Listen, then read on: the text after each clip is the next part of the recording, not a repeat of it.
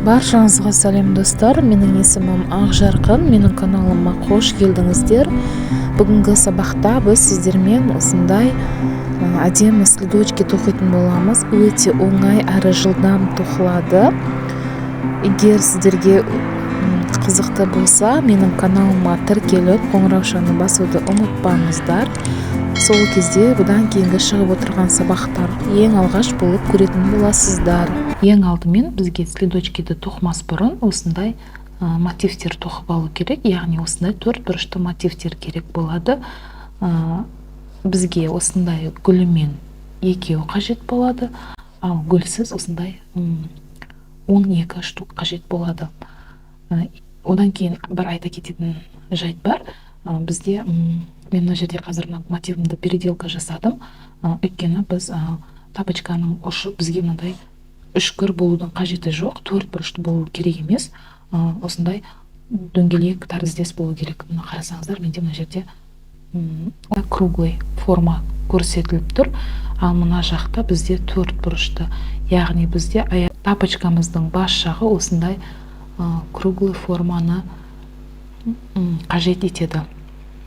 Сондықтан мен сіздерге қазір осылай круглый форманы қалай тоқу керек екенін және төрт бұрыш қалай тоқылу керек екенін көрсететін боламын. Ең алдымен бізге осындай кольцо жасап алу керек. И кольцоның ішіне біз крючогымызды кіргізіп 3 воздушный петля тоқитын боламыз. Менде 1, 2, 3. Бізде бұл бір столбикқа жатады. Енді біз одан кейін 2 столбик накидпен тоқитын боламыз осы кольцоның ішіне. Яғни бірінші крючокқа жібімізді іліп аламыз. Одан кейін крючокты осы кольцоның ішіне кіргізіп, мына жақтан жұмыс жібімізді шығарамыз да, алдымен 2 петляны, кейінгі 2 петляны тоқимыз. Бұл бізде екінші столбик накид болып саналады. Осылай қайталаймыз. Накид крючокқа, крючокты кольцоның ішіне саламыз, жұмыс жібімізді шығарамыз, кейін 2 петляны тоқимыз, потом келесі 2 петляны тоқимыз. Бізде мына жерде 3 столбик болды. Енді бізге 2 воздушный петля аламыз. 2 воздушный петля, жібімізді сәл былай тартып қойсақ болады. И кейін тағы да кольцоның ішіне 3 столбик накидпен тоқитын боламыз. 1, 2, 3. Тағы да 2 воздушный петля. Тағы да 3 столбик накид. 1, 2, 3. Тағы да 3 воздушный петля и 3 столбик накидпен. 2, 3. Яғни бізде 1, 2, 3, 4, 12 столбик накидпен, бірақ әр 3 столбиктан кейін 2 воздушный петля бар. Енді біз жібімізді тартамыз. Тартып, ең бірінші петляға крючогымызды кіргізіп, жұмыс жібімізді шығарамыз. Одан кейін мына петлядан өткіземіз. Бізде осындай 4 бұрыш пайда болады. Енді ары қарай тоқу үшін бізге 3 воздушный петля көтереміз. И осы 2 воздушный петля тоқығанбыз ғой. Соның ішіне қазір біз 3 столбик накид тоқимыз. Яғни крючогымызге накид және мынау 2 воздушный петляның ортасына кіргіземіз. 1, 2, 3. Енді тағы да 2 воздушный петля. И тура сол жерге, яғни ешқайда алыстамаймыз, тура осы мына екі воздушный петля алған жерге тағы да 3 столбик накид тоқимыз. 1 2 3. Мына. Енді келесі арканы табамыз, яғни екі воздушный петляны, ол мінекей. Осы жерге тура осыны қайталаймыз. Алдымен 3 столбик накид.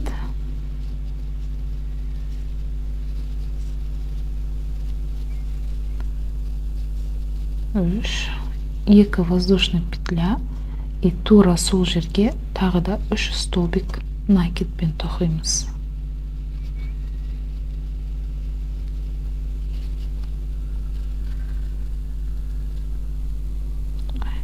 Міне.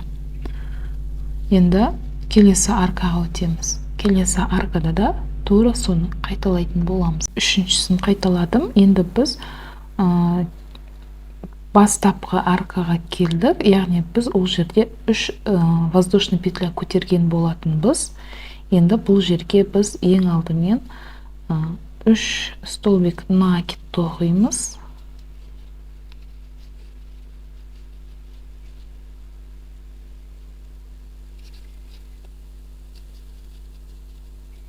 Екі воздушный петля.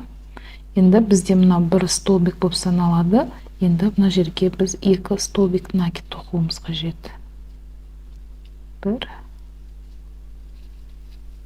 2. И ең бірінші петляға келіп жібімізді шығарамыз, крючогымызды кіргізіп жібімізді шығарамыз и мына петлядан өткізіп аламыз. Мінекей бізде 4 бұрыштың екінші қатары болып есептеледі. Енді біз үшінші қатарын тоқимыз. Негізі бізде 4 бұрыш 4 қатардан тұрады. 1 2 3 4 қатардан тұрады. Енді тағы да 3 воздушный петля көтереміз. Енді тура осы аркаға біз 2 столбик накид тоқимыз.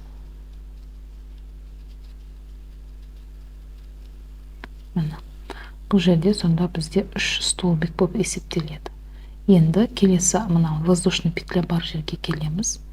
Бұл жерге де алдыңғыдағыдай 3 столбик накидпен тоқимыз. Кейін 2 воздушный петля и тағы да 3 столбик накид. 2 3. Енді мына жерде біз қатар көбейген сайын бізде осындай аркалар пайда болады. Яғни мынау бізде 4 бұрыштың бұрыштары и олардың арасында осындай аркалар бар. Яғни біз бұл арканы да аттап өтпейміз. Яғни бұл жерге де 3 столбик тоқуымыз қажет болады. Кейін ғана бұрышына өтеміз. Енді бұрышына келдік. Тура сол қайталанады. Яғни 3 столбик накидпен 2 воздушная петля, потом тағы да 3 столбик накидпен.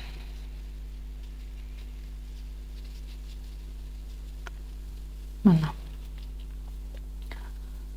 Енді мына жерге 3 столбик накид, одан кейін 3 столбик накид, воздушная петля екеу, 3 столбик накид, мяха 3 столбик накид и 4 бұрышқа тағы да 3 столбик накидпен, воздушная петля и 3 столбик накид. Кейін келіп мына жерге қосыламыз.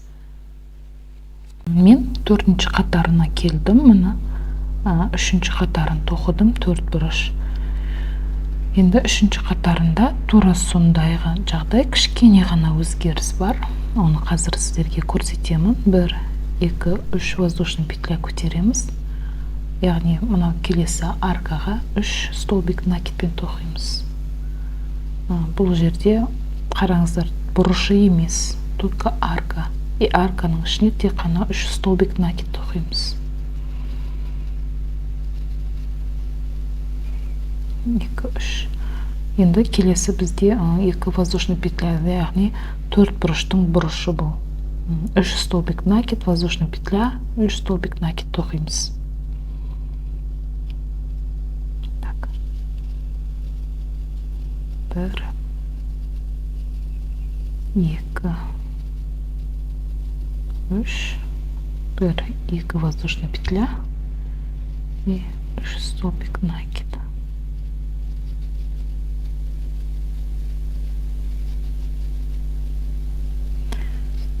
Енді бізде қараңыздар, мына бұрыш пен мына бұрыштың ортасында 2 мынандай арка бар. Бұл 2 аркаға да 3 столбик накид, 3 столбик накид тоқимыз. Мен сіздерге түсінікті деп ойлаймын. Өйткені бізде қатар саны көбейген сайын аркалар да көбейіп тұрады. Өзіміз тоқимыз мына жерге 3 столбик, мына жаққа 3 столбик. Мына 2 жерге 3 столбик тоқыдым. Енді мынау бұрышына келдім. Енді мен сіздерге бұл бұрышында осындай былай круглая форма қалай шығаратынын мынаның тоқығым келіп тұр.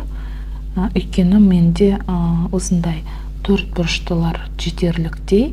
Мен енді қазір тапочканың бас жағындағы 4 бұрыштарды тоқып жатырмын. Сіздер түсінген боласыздар, 4 бұрышты тоқу үшін 2 осындай 3 столбиктен арасында 2 воздушный петля болу керек. Осылай тоқысаңыздар 4 бұрыш пайда болады. А егер мынандай круглый форманы тоқу үшін біз тек қана бұл жерге 3 столбик накид тоқимыз болды. Сонда өзі округлый форма береді. Басқа еш нәрсе тоқымаймыз. Одан кейін келесі аркаға өтіп кетеміз. Келесі аркада бізде 3 столбик накид болады.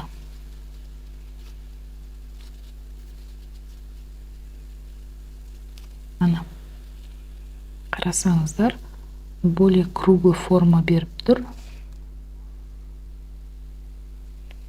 Болды. Ал 4 бұрышты қалай тоқитынын өздеріңіз түсінген сияқтысыздар. Тек 4 бұрыш тоқитын кезде постоянно осылай тоқып отырасыздар. Яғни 3 столбик накид, 2 воздушный петля и 3 столбик накид. Сонда бізде ровно 4 бұрыш шығады. Ал мынау бізге тапочкамыздың бас жағына керек болғандықтан осындай круглый форма беруіміз үшін тек 3 столбик накид тоқыдық.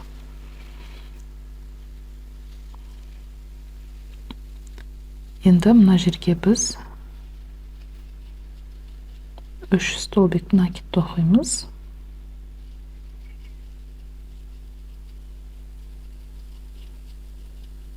Бір 2 воздушный петля, тағы да тура сол жерге 3 столбик накид.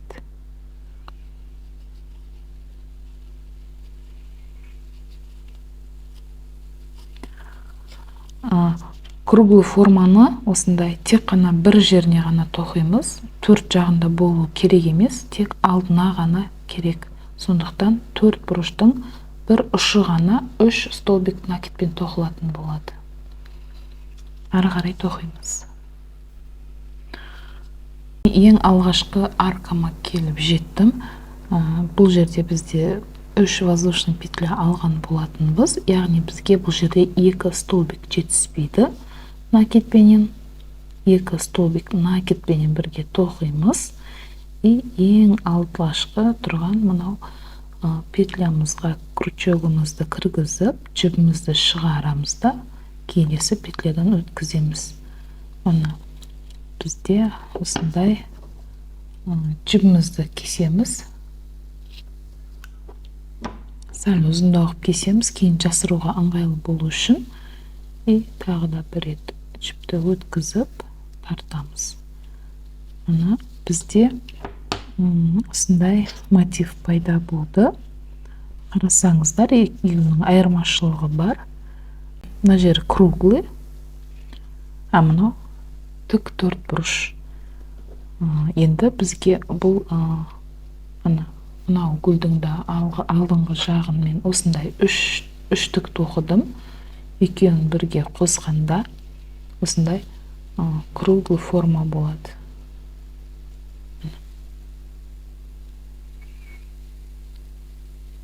Мына жерде сіздерге пример көрсетіп қойдым. Егер төрт бұрыш болса, осындай төрт бұрышты болса, осындай аяғымызды кигізген кезде әдемі тұрмайды, осындай үшкір болып тұрады ұшы. Сол үшін бізге осындай полукруглый форма болу қажет. Енді ары қарай мотивтарымызды тоқып толықтырамыз. Кейін барып қалай следочкиді жинауды көрсететін боламын. Бізге следочкині тоқып алу үшін бір аяққа осындай бір гүлі бар мотив және үш осындай мынандай полукруг бар төрт бұрыш қажет болады. Не байқасаңыздар, мына жерде бізде мына жағы төрт бұрыш, мына төрт бұрыш, мына жақта кішкене мындай доғалдау деп айтса болады. Осындай бұрышы, осындай доғалдау. Мына үшеуінікі бірдей және екі тік төрт бұрыш қажет болады. Мына яғни мынаның төрт бұрышы да бар. Бұл бір аяққа.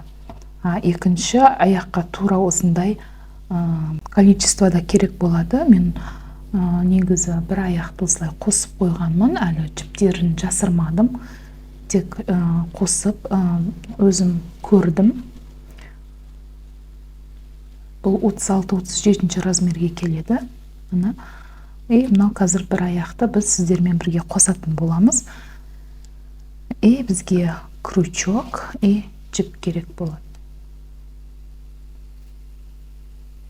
Енді бастаймыз.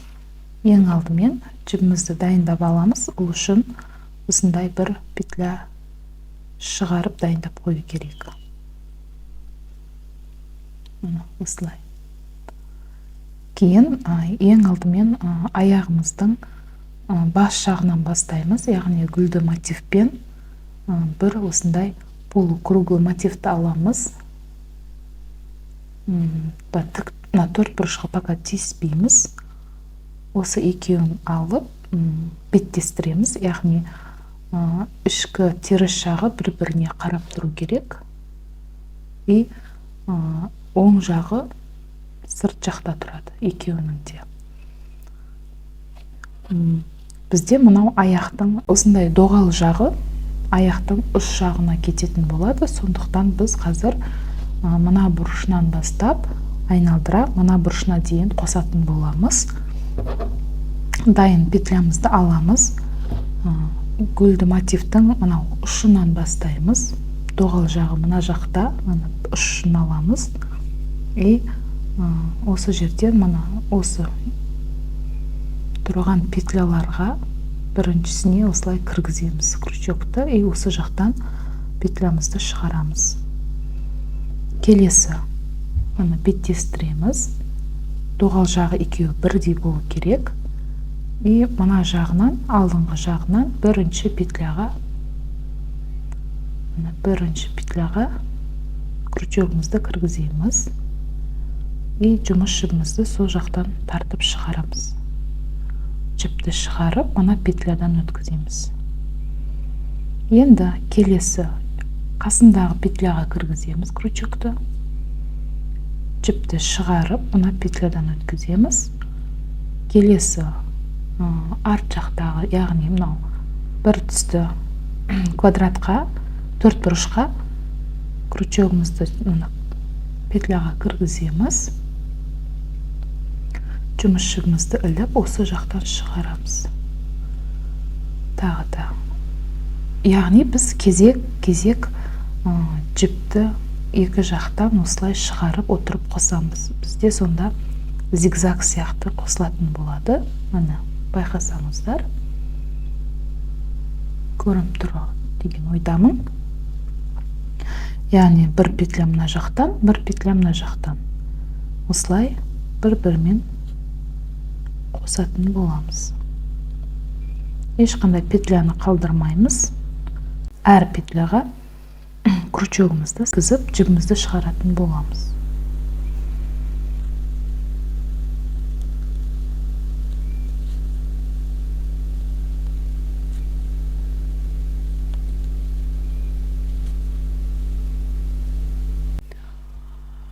Мына аяғына дейін қостым. Енді бізге 4 бұрыштың біреуі қажет болады. Оны осылай аламыз, бөліп, бізге қазір бұлай қосатын боламыз. Яғни мына жақтан бұлай қарай. Осылай қосылатын болады, бірақ біз қазір бұны артқа қарай жүріп қосатын боламыз, алдын кейін қосамыз. Яғни бізге жіптің үзудің қажеті жоқ, осылай жалғастырып, айналып осы жаққа келеміз. Бастайық. Так, жібімізді аламыз. Мотивтің осы бұрышынан бастаймыз. Бірінші мына жердегі петляны аламыз. Жіпті осы жақтан шығарамыз. Мына. Арт жағынан кете береміз осылай. Тура солай қосамыз.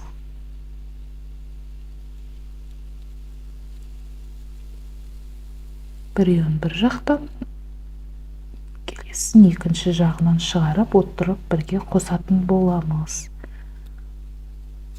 Осылай, қазір осы жерге дейін, яғни тек қана бір жағын ғана қосамыз. Осы жерге дейін қосу керек. Мына қосып болдым бір жағын. Енді сразу осы жерге екінші төрт бұрышымызды қосатын боламыз. Яғни бұлайынан осы гүлді мотивке қарай жүретін боламыз, осылай. Сонда бізде осындай конструкция пайда болады, мына. Осындай конструкция пайда болады. Қазір біз бұлай қарай қосатын боламыз. Ол үшін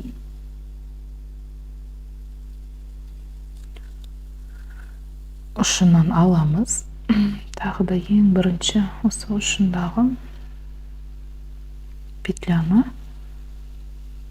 петляға крючокты кіргізіп, жіпті шығарамыз.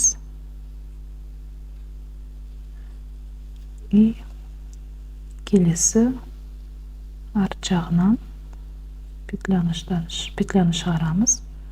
Өзімізге жақын жақтан шығарамыз. Келесі арт жағынан.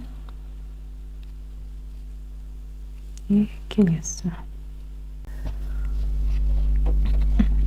Мана қарап тұрсаңыздар, байқасаңыздар, бізде осындай конструкция пайда болды. Бұл аяқтың ұшын салатын жер осылай. Енді бізге оны осылай жабу керек. Мынаны бұлай қарай. Осылай. Енді біз жібімізбен осылай үстіне қарай көтерілеміз. Сіздерге ары қарай көрсетпей қояйын, түсінікті деп ойлаймын. Әрқайсыңыз өздеріңіз самостоятельно оқып көріңіздер. Мінекей, мен мына жағын қостым. Енді мына екінші жағын бұлайынан қосамын. Жіпті үзбеймін, до конца барамын. Егер сіздерге неудобно болса, жіпті үзіп, мына жағынан бастасаңыздар да болады. Ешқандай қиындығы жоқ, бола береді. Тек қана артық жіп кейін жасыратын боласыздар.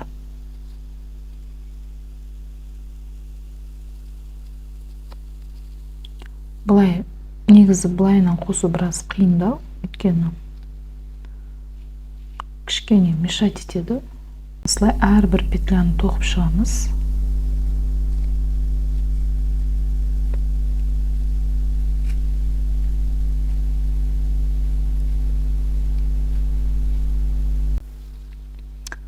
Мінекей мен до конца тоқып болдым. Енді осы жерден мен жіпті осылай бір іліп аламын да, тартып, жіпті қиям, шығарып алам. Кейін бұны біз жасырып қоямыз. Іш жағына кіргізіп, енді бізге табан жағын тоғып шығаруымыз керек. Ол үшін дайындап алуымыз қажет. Енді бұл бізде табан жағы. Біз бұлай беттестіреміз. Екі теріс жағы ішінде. Так, мынандай полукруг бірге болу керек. Осылай. Сырт жағы, бет жағы сырт жағында болу керек. Осылай дұрыстап аламыз. Осы бір бұрышынан бастаймыз. Тоже осындай Г буква етіп тоқитын боламыз.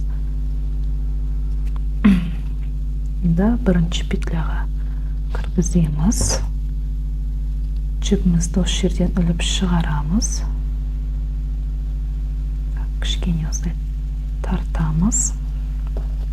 Екінші жағынан да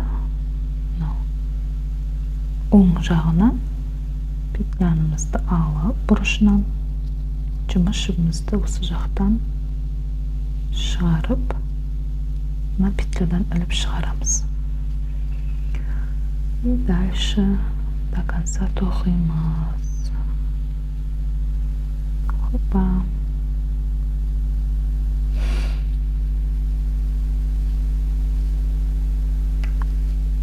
Тоже әр петляға кіргізе отырып тоқып шығамыз. Вот так. Осылай Г буква етіп қосып алдым. Енді бұл бізге былайынан кетеді. Яғни біз қазір бұны табан жағын төменге қарай, потом жоғарға қарай тоқып шығатын боламыз. Азырақ қалды уже. Бастайық онда. Так, енді біз ұшынан аламыз бірінші петлямызды и жібімізді осы жақтан шығарамыз. Енді келесі мына осылай болады. Осылай болады. Келесі осы жақтан мынау уже аяқталған жерден кейінгі бірінші петляны аламыз. Жібімізді осы жерден шығарамыз.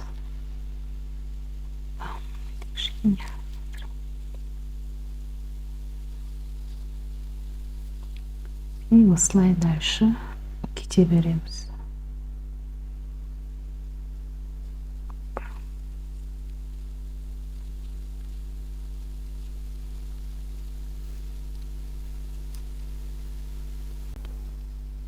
Мен ұшына кеп қалдым. Осы жерде сіздерге бір жақсылап көрсетейін дедім.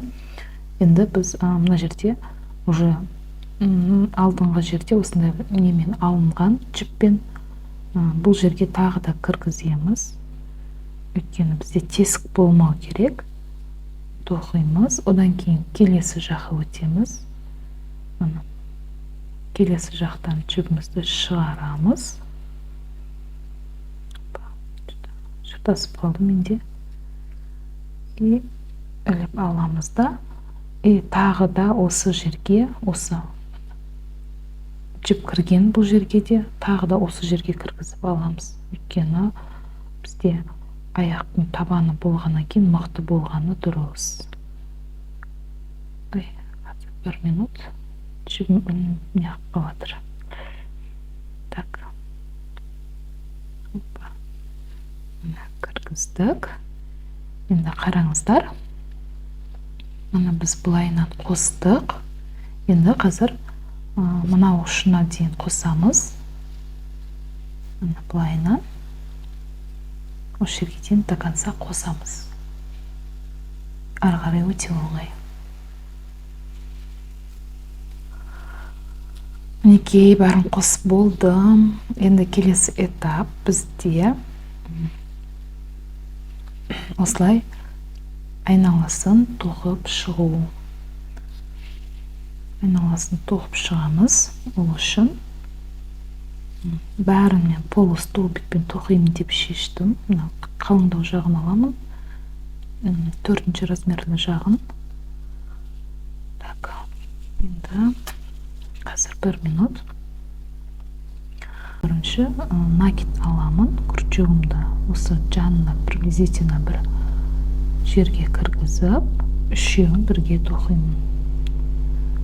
Келесі осылай әр петляның үстінен кіргізіп тоқитын боламын.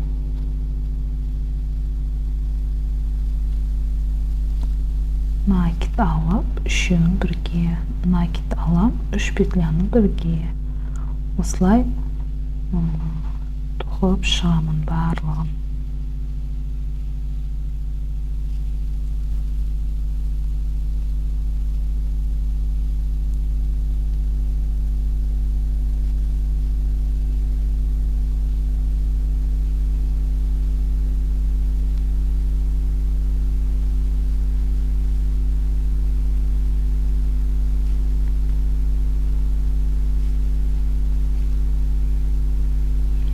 Бұлай тоқып шығудың себебі кішкене аяқты қысып ұстап тұрады. Әрі мынаның бәрі сері болғаннан кейін бұның да айналасын осындай түспен тоқып шығайын дедім. Осылай мына жерге дейін келеміз. Міне мен айналдыра кеп тоқыдым. Енді осы жердегі мына бірінші петляға келіп қосылатын боламын осылай. Жібімізді қиып,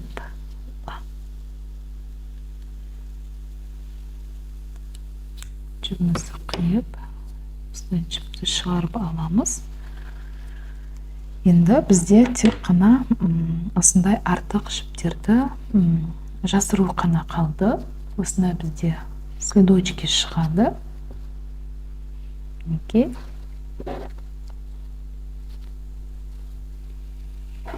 Енді артық жіптердің бәрін жасырып осы жерде. Сіздерге қайта ораламын. Инеменен жасырамыз. Мінекей мен барлық жіпті жасырдым. Осымен біздің следочкамыз дайын. Егер сіздерге ұнаса, менің каналыма тіркеліп, лайк басуды ұмытпаңыздар, және достарыңызға таратыңыздар. Келесі сабақта кездескенше сау болыңыздар.